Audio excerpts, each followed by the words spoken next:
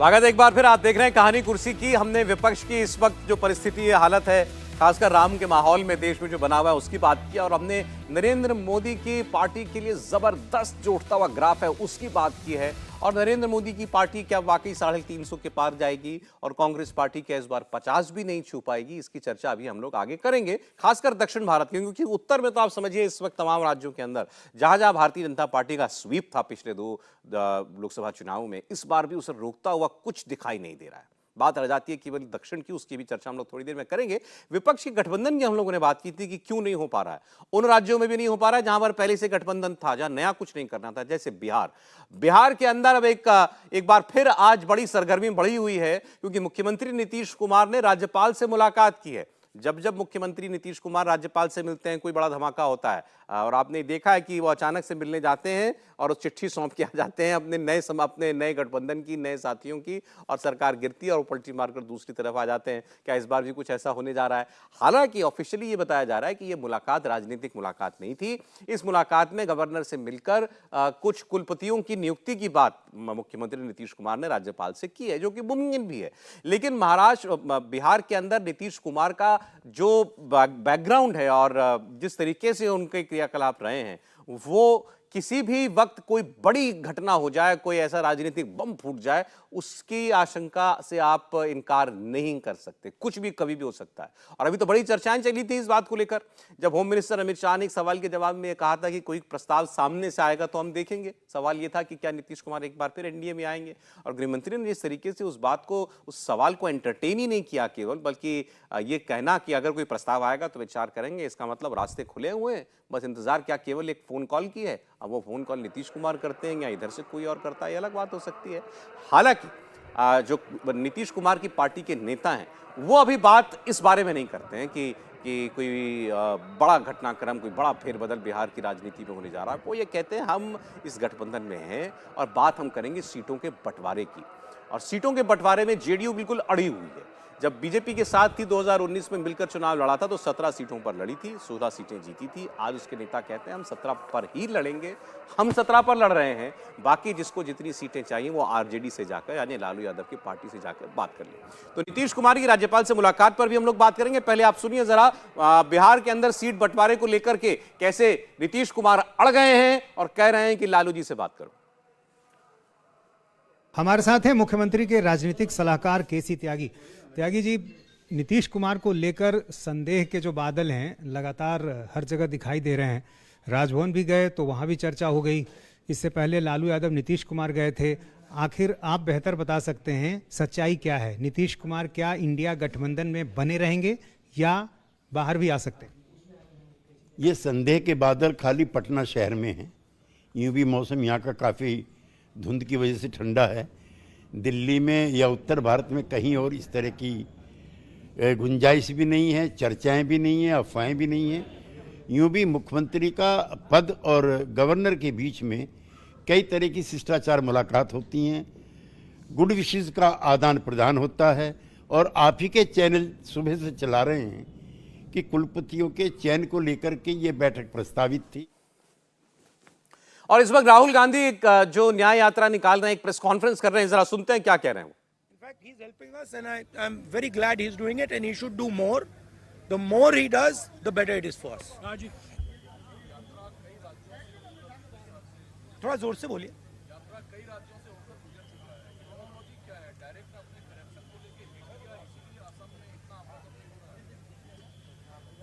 मुझे लगता है कि बीजेपी का पिछले यात्रा का एक्सपीरियंस था कि वो यात्रा शुरू हुई कन्याकुमारी में। पहले उन्होंने कहा कि ये तो मतलब इसका कुछ असर नहीं पड़ेगा, और आस्ते आस्ते आस्ते उसका असर बढ़ता गया और इवेंचुअली वो क्रेसेंडो बना जम्मू कश्मीर में जाके। अब इनकी थिंकिंग है कि इसको पहले ही डिसरप्ट करो। मगर प्रॉब्लम क्या है कि जब वो यात्रा को डिसरप्ट करते हैं, वो यात्रा की मदद करते हैं। तो मैं तो चाहता हूँ, फ्रैंकली मैं आपको बोलूँ, मैं तो चाहता हूँ कि यात्रा को डिसरप्ट करें, कि हमें मतलब कॉलेजेस में जाने से रोकें। मैं कॉलेज में जाने से रोका, पूरा कॉलेज भरा गया। आपने देखा पूरा कॉलेज भरा गया, हर स्टूडेंट ने मेरा वहाँ पे भाषण देखा। तो अगर हम कॉलेज में करते, वो कॉलेज के अंदर होता, इन्होंने डिसरप्ट किया, हमने बाहर किया, वो पूरे मतलब देश में चला गया। तो मैं तो बहुत खुश हूँ, जितना करना है करिए, मजा आ रहा है, हमारा ही फायदा है। हरित भी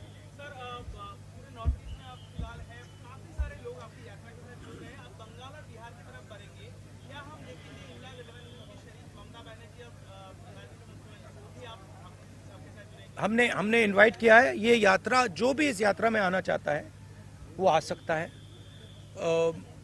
हमारे इंडिया पार्टनर्स तो हम सब ने इनवाइट किए, मैंने इनवाइट किए हैं, कांग्रेस प्रेस ने इनवाइट किया। एंड हमें बहुत अच्छा लगेगा अगर हमारे पार्टनर्स हमारे साथ आए। और बिल्कुल मतलब इनविटेशन है, दरवाजा खुला है। हाँ, जैनेंद्र राहुल जी, कल अयोध्या में भव्य प्राण प्रतिष्ठा। राहुल गांधी जवाब दे रहे हैं आज उनके कार्यक्रम को, उनकी यात्रा को। गुवाहाटी शहर में जब वो घुसे तो रोका, उन्होंने भी, राहुल गांधी की पार्टी के लोगों ने भी बैरिकेड उठाकर फेंक दिया। ब्रेक से पहले हमने आपको तस्वीरें दिखाई। वो कह रहे हैं कि जितना हमको रोकेंगे यात्रा को हमारी लाभ मिलेगा, उतने लोगों तक मेरी बात पहुंचेगी, उतने लोग मेरी भाषण को सुनेंगे। बहरहाल अब देश में क्या माहौल बना हुआ है, राहुल गांधी अपनी यात्रा में व्यस्त हैं इस वक्त, तो ये उनकी रणनीति है, तो यही सही। दूसरी ओर बिहार की बात हम लोग कर रहे थे। नीतीश कुमार की पार्टी जो है, नीतीश कुमार ने राज्यपाल से मुलाकात की, इसको लेकर के बड़ी कयासबाजी चल रही है कि क्यों राज्यपाल से वो मिले हैं।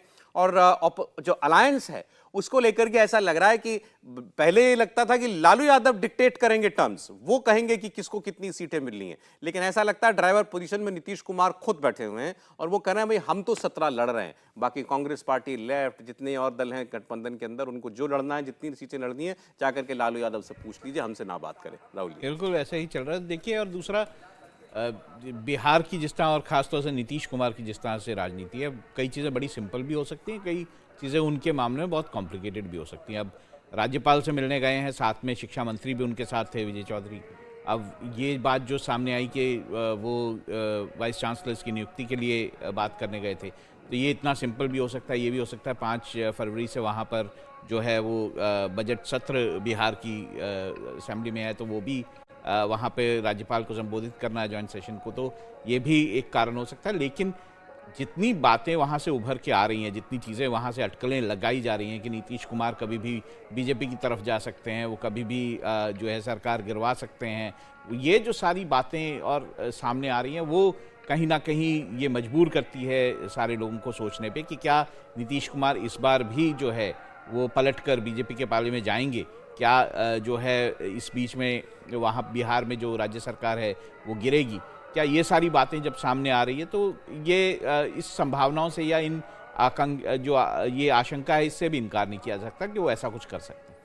हालांकि जो राम मंदिर की मैं एक बार फिर चर्चा करूं तो नीतीश कुमार बिल्कुल चुप रहे हैं इस पूरे विषय के ऊपर। कल के दिन को लेकर कोई बयान उन्होंने नहीं दिया, किसी तरह से कोई उन्होंने अपनी इंक्लिनेशन जो है वो जाहिर नहीं की, ना इस तरफ ना उस तरफ। उनकी पार्टी को के भीतर भी इस मामले को लेकर बहुत ज़्यादा विरोध है। देखिए, अगर वो करेंगे तो और ज़्यादा दिक्कत होगी। अभी मेरे को नाम याद नहीं है, एक उनकी पार्टी के बड़े नेता जो हैं वो छोड़ के चले गए पार्टी, इसी मुद्दे पर आपने जो है अयोध्या राम मंदिर पर अपना जो है रुख जो है वो वहाँ गए नहीं, वहाँ गए आपने कुछ कहा नहीं, तो ये सारी चीज़ें उनकी पार्टी के भीतर भी इसको लेकर काफ़ी ज़्यादा विरोध है कि आपको भगवान राम के इस मंदिर के जो आपको इनविटेशन था उस पर जाना चाहिए था। तो ये सारी बातें पार्टी के अंदर भी हो रही हैं। दूसरा, देखिए, आरजेडी और जेडीयू ये विरोधाभास है, ये पॉलिटिकली तो हो सकता है कोई भी पार्टी किसी के साथ चले जाए, लेकिन जहाँ तक आपकी पॉलिटिकल जो आपकी थॉट्स होते हैं, जो बिलीफ होते हैं,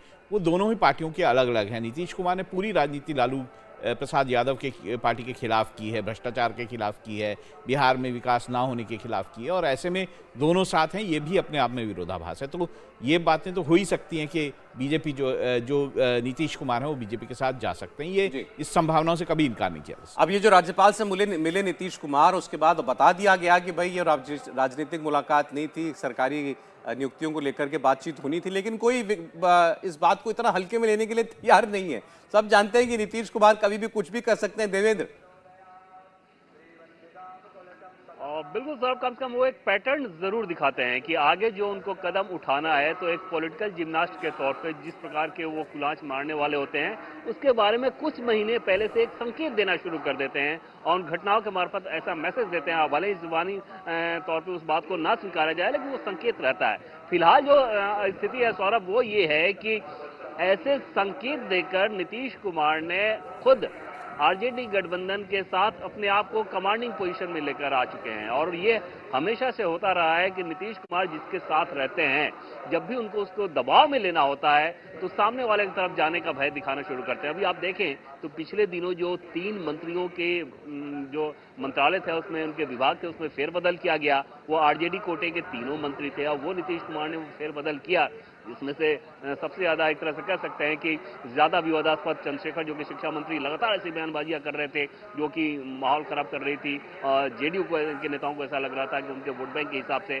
तो ये तीनों मंत्रियों का विभाग का बदला ला जाना, उसके पहले आरजेडी के समर्थक बताए जाने वाले और जेडीयू गलियारे में इस बात को लेकर काफी चर्चा थी, ललन सिंह का, उनको राष्ट्रीय अध्यक्ष पद से हटाया जाना, बीजेपी नेताओं का नीतीश कुमार को लेकर उनके बयानों में आक्रामकता का काफी कमी आना, ये सारे संकेत कम से कम ये दिख रहे हैं कि नीतीश कुमार जो चाहते थे मैसेज देने में वो सफल रहे हैं। और अभी आरजेडी के पास कोई भी विकल्प नहीं है। आरजेडी के लिहाज से सोचिए सौरभ, तो उनके सामने कम से कम इतना तो है कि राज्य सरकार में छोटे भाई की भी भूमिका है। लालू प्रसाद यादव के हिसाब से सोचिए कि उनके बेटे उप मुख्यमंत्री हैं। अगर नीतीश कुमार बीजेपी के साथ आ जाते हैं तो एक तो सरकार में हिस्सा जाएगा, और एनडीए की सीटों के हिसाब से आप बात करें तो लोकसभा में देखेंगे कि फिर से वही 39 सीटें एनडीए अपने खेमे में ले लेगा। तो ये सारी चीजें लालू प्रसाद यादव को दबाव में ला चुकी है, नीतीश कुमार को कमांडिंग पोजीशन में ला चुकी है।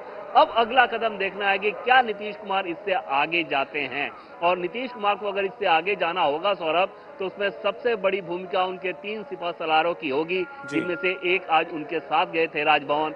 वो तीनों सिपह सलार चाहते हैं कि बीजेपी के साथ गठबंधन हो जाए, ऐसा सोर्सेज बताते। कम से कम इस मंशा के वो है कि आरजेडी के साथ रहना उनके लिए अच्छा नहीं होता। लालू यादव पर दबाव बनाने के लिए केवल आप ये सारी कवायद देखते हैं, ये मैसेजिंग देखते हैं, या इससे आगे भी बढ़ सकते हैं नीतीश कुमार?